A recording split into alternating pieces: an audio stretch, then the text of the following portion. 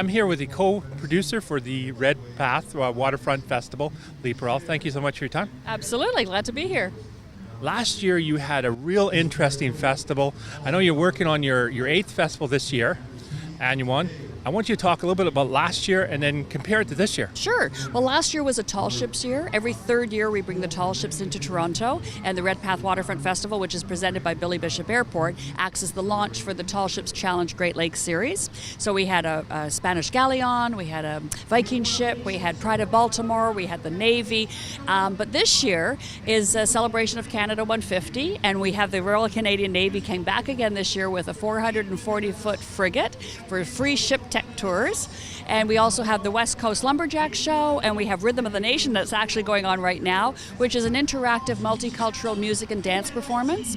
So we have a lot of Canadiana program, and then we just wanted to do something really fun and different, and so we brought in the world's largest rubber duck.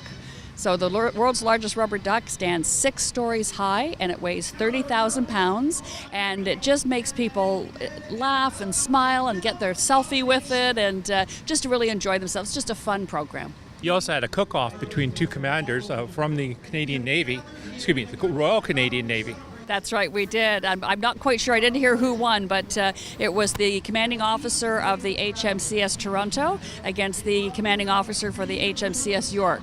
So it was going very well, and I think it was very tight competition, but I'm not quite sure who ended up winning. I must find out. Last year you had 500,000 people that came out to this festival. What kind of numbers do you guys projected for this year? Well, I have to be honest, we get an average of 500,000 every year, and I think we beat that in one day yesterday. So our very first day of this year, all the programming, the Navy ship, the frigate coming, and also the world's largest duck, I guess it just, a lot of people wanted to see both, so they came down, and I think we were over 500,000 just yesterday, so I'm not quite sure where we're going to end up by the end of day tomorrow. You have fireworks going off every night too? No, last night with Harbourfront Centre did their fireworks, which were spectacular, but it was just last night. And what else can people expect when they come down here in regards to this festival?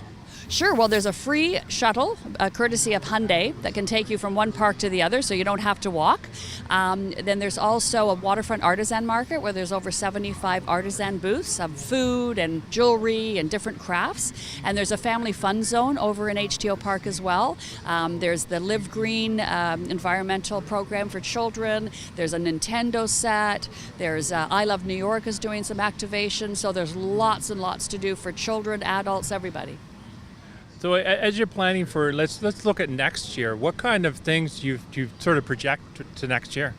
Well, the focus of our event is always to do something unique to bring people down to promote Toronto's waterfront. So sometimes they come down and they've never been here before. So we're thinking about it. We're working on it. I can't kind of give any tidbits away yet, but we try to do something different every year, except for every third year, as I said, the theme is tall ships. So next year is another unique year of something that's going to happen on water and on land, and then the following year in 2019 will be another tall ships year.